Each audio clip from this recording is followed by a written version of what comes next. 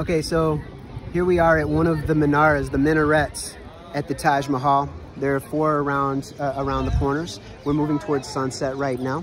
But it's just interesting, there are four minarets, and I don't know if maybe any of you might know, did these ever function as minaras to call the adhan, to make the call to prayer? And if so, were they doing four at once? Or is this purely just an architectural, how can I put it? Like, was this just put there for this, sheerly for the symmetry, or did it have a purpose? Did it have a function apart from the visual dimension and the psychological dimension that always goes with a grand piece of architecture? So this is quite interesting. I'm not as big of a fan of this style of menara. So you've got the door, and clearly it goes up, and you've got windows for the adhan to be called, for muadhan to climb to. So it could have functioned in that manner. Were they doing four at once? Did they harmonize in some way? Was there did they have a ritual with it? So it's kind of interesting. It's an interesting structure, and from this angle, like I think about, it's nothing like the Tower of Pisa, but it kind of reminds me a little bit of that. And maybe it's just because I have in my mind that a number of Italians worked on this project in a variety of ways. Clearly the ornamentation, you know, you've got the Persianate, and then some of the, at the different levels, the transition points, I'm not sure what that's called architecturally. But they're reminiscent of other structures that I've seen in Mughal buildings. I feel like I've seen those in some Ottoman buildings as well, something very similar. It's a lovely design, but it's not my favorite aspect of the Taj. And I'm just looking to understand it a little bit better, what the designers were thinking. It's also interesting that when it comes to a number of structures in the Ottoman Empire, we know the name Mimar Sinan, but like how come the name of the architect of the Taj, or the collective of architects, is not more famous than it is? I don't know his name, or I don't know the names. I would like to, because this is. But it's funny that this is one of the most famous buildings in the whole world, but the only name that we associate with it is clearly the wife of Shah Jahan, Mumtaz Mahal, and Shah Jahan himself, when he just commissioned it.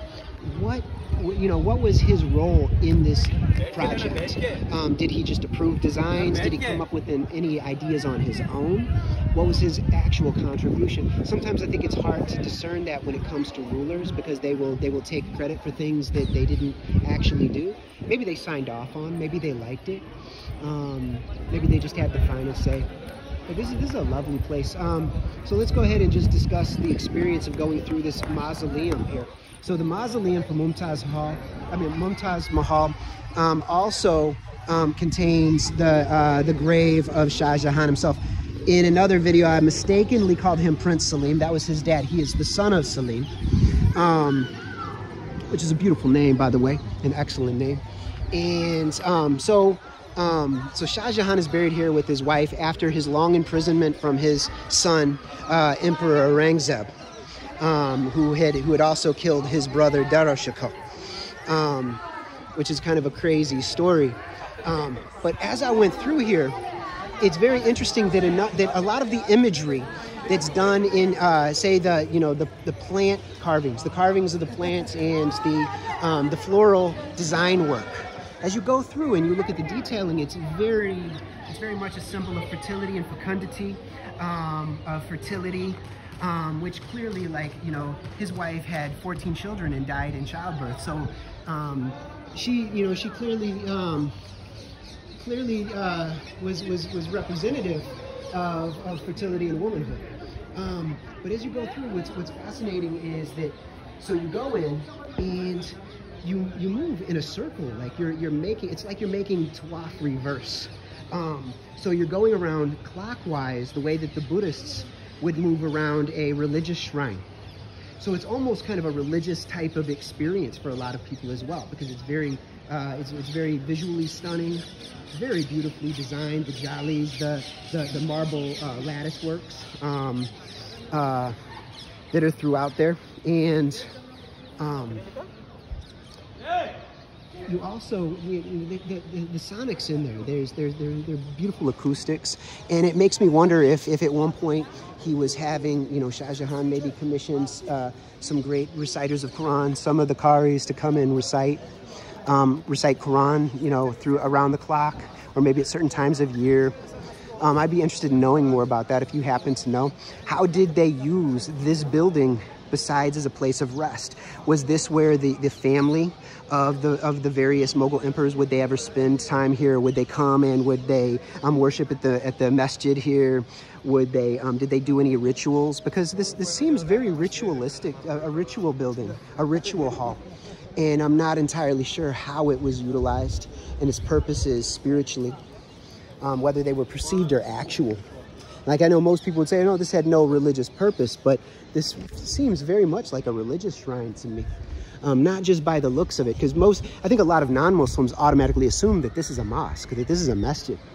And it's got many of the design elements associated with the masjid for sure, including all the Quran verses here, this beautiful calligraphy. And this is not one of my favorite buildings in the world. I tend to really like a lot of Persianate styling, and it has some Persian stylistic elements, of course, but I really want to get to Central Asia and go to Bukhara and Samarkand and Khiva and Tashkent and all these places, which is a different style. Like but I appreciate this. This is lovely, and I just got through going to Kashmir, and the masajid and shrines there are so lovely, and they clearly have some connections, but they're also quite different.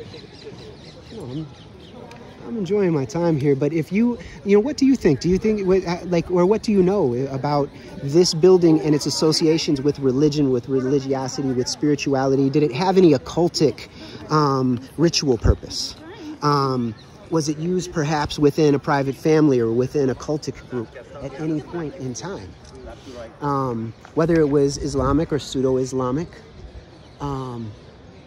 Anyway, this is a very interesting place. We've got, like I said, we've got the four menorah, the minarets at the corners of the building. The building is so symmetric, and I got to see the light change the color of the building. So it's, you know, it's like this creamy off-white with grays and beiges, the marble and the weathering effect, and then, you know, the floral designs are a variety of colors. It looks like they've got greens and blues, turquoises, they've got yellows and whites, they've got a variety of crimsons and reds and maroons, and then like this stripe, I mean, you know, this lightning zigzag that goes up the columns to the top with the small, you know, miniature minaret-like structures here, the tubes. It's in a gray and a black, alternating in a variety of ways. Looks like some were replaced over time. This definitely is reminiscent of some of the Ottoman structures that I've seen in Istanbul, but also quite unique.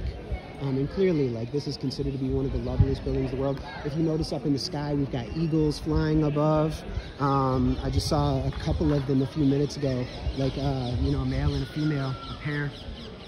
And it was very cool to see them land and hang out together.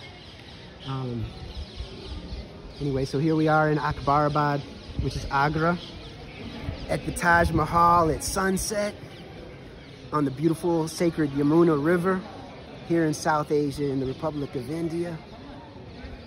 And what a beautiful place. Let me know your thoughts, please. And if you happen to know about any of the religious, spiritual, or occultic influences or uses of this structure, including hypothetical, theoretical uses. It doesn't necessarily have to be factually true to help us to stimulate thought and to come to deeper understandings. So that's a collaborative effort if we choose it to be. So until next time.